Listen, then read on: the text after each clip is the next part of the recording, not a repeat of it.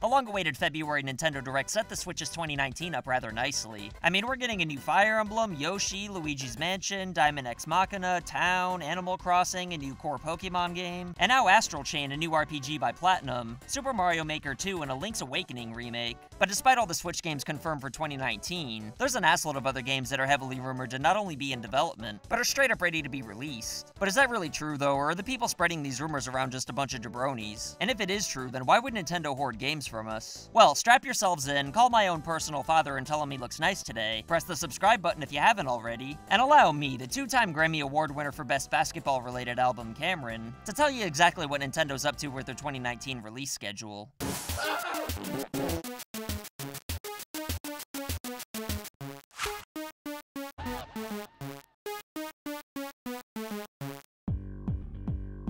So the biggest Switch rumors on the street are that Retro Studios has Metroid Prime Trilogy HD ready to go, as well as a Starfox racing game. As far as the Metroid Prime Trilogy goes, I hear a lot of YouTubers talking about this like it's a fact. But if you ask me, it kinda irks me when they do that because they don't really know for sure. I'm not saying it isn't true, but Nintendo's been weird about putting games between the Super Nintendo and Wii onto the Switch. After all, Luigi's Mansion and Kirby's Extra Epic Yarn were consciously left off the Switch. So I'll believe Metroid Prime Trilogy HD when I see it, rather than being disappointed at not being given something that was never promised. And as for the Starfox racing game, you might think that's the less likely of the two, but the rumor and innuendo is that Retro Studios are the ones behind it, and they haven't put out a brand new game since Tropical Freeze in 2014, so it'd be mind-blowing if they hadn't made some kind of game in these past 5 years. When Metroid Prime 4 was announced back in what feels like 1967, it was made clear that Retro wasn't on the project, presumably because they were busy with something else. But now that Retro swooped in and saved the day with Metroid Prime 4, I think it's safe to say that whatever it is they were working on initially is finally finished. But is it really a Starfox racing game? Well, in 2013, a Retro employee by the name of Missy Misdemeanor Elliott said they're working on something that everyone wants them to make. But before all these rumors started, I've never once heard anyone say anything about wanting a Starfox racing game. Don't get me wrong though, I'm sure it'd be awesome, especially if Retro spent 5 years on it. I know Tropical Freeze came out shortly after Retro made that statement, but the Wii U was dying at the time, and that game kinda felt like Nintendo was just phoning in a favor. I'm not saying Tropical Freeze was a bad game or anything. It's actually one of my favorite platformers of all time, but I don't think it took Retro 4 years to make it. My original guess after hearing this statement was that they were working on a core Star Fox game, but Star Fox Zero shit the carpet in 2016, so I really don't think that there were two Star Fox games in development at the same time by two separate studios. But with Retro's experience in helping out a tad with Mario Kart 7 and 8, they'd probably be able to make an awesome racing game with Star Fox. Whether or not it's a Star Fox racing game though, I'm sure they're finished with something amazing regardless. If not, then I don't know what the hell they've been doing this past decade aside from Tropical Freeze, but again, that couldn't have taken that long to make.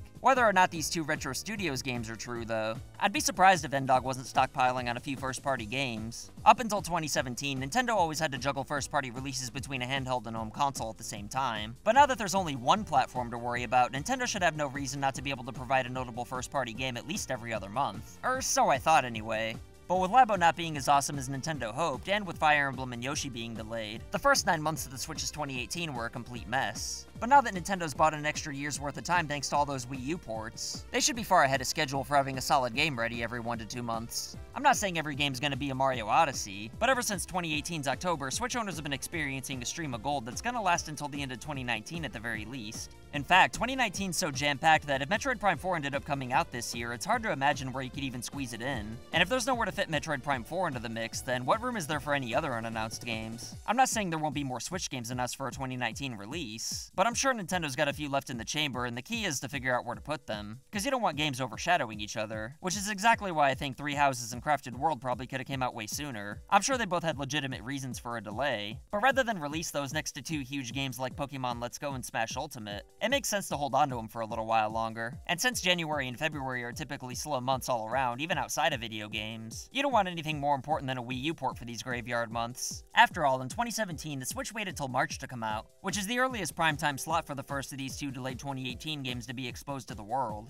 And between these two games, it was a better idea to put Yoshi first. As for Three Houses being pushed all the way back to July though, it is possible that I'm wrong and this game really was way behind schedule, but the Fire Emblem series is still fairly niche outside of Japan. I know I'm gonna get shit on in the comments for saying that, but just think about how many people there are out there who complain about how many Fire Emblem characters are in Smash and tell me that it's a series everybody loves. I'm not saying Fire Emblem isn't popular, but there's a hell of a lot of people who've never played one of these games before. And I think that given how hard Nintendo tried to convince people what the new game's all about in the February Direct, that they probably think the same thing as well. And the reason I think they're holding Three Houses off till July is because they want the Switch's install base to be as high as possible when the game finally comes out. And with Mario Maker 2 coming out in June, it makes the very next month the best possible time to put a less popular game out. It's the same strategy behind a TV network putting a new show on after a new episode of something everyone watches. It won't be long before the people who buy a Switch for Mario Maker in June are gonna want another game. And with the hype there's gonna be behind Three Houses at the time, I'm sure there's gonna be some impulse buys. Maybe I'm thinking into this way too much, but I really do think Fire Emblem and Yoshi have been done for a while and that Nintendo's just been waiting for the right time to release them. And since Nintendo would do that, I strongly believe that they do have finished games that we don't know about. I don't think there's a shit ton of them or anything, but surely there's a few. If the Metroid Prime Trilogy is done, then it makes sense to save that or any other ports they have lying around for the graveyard months, for another delay, or until there's a big enough gap between new releases. And after all the Wii U ports we got in 2018, new games are definitely what Nintendo should be prioritizing right now. We still don't know a whole lot about Luigi's Mansion, Animal Crossing, Bayonetta 3, and the new Pokemon games, but with the exception of Bayonetta, they're all supposed to come out in 2019. And if we didn't hear anything about those games in February, then I'm sure we'll see them in June with release dates for the holidays. And I think it's smart of Nintendo to not show all their cards this early in the year as well. They showed just enough to keep us optimistic while saving the meat and potatoes for E3, but 2019's filled to the brim with not much room for anything else. So aside from whatever it is Retro's most likely finished working on, I'm not expecting any unknown Switch games to be announced for a 2019 release. I'm sure we'll find out about some new games in the fall, with June focusing on the 2019 games I talked about, but any new stuff revealed in fall will probably be saved for 2020 to reassure future Switch buyers that the party doesn't end after the holidays. However, if Nintendo wants to learn a thing or two about partying, then they should consult our patrons of the day, Katie Randolph and JT Murdoch.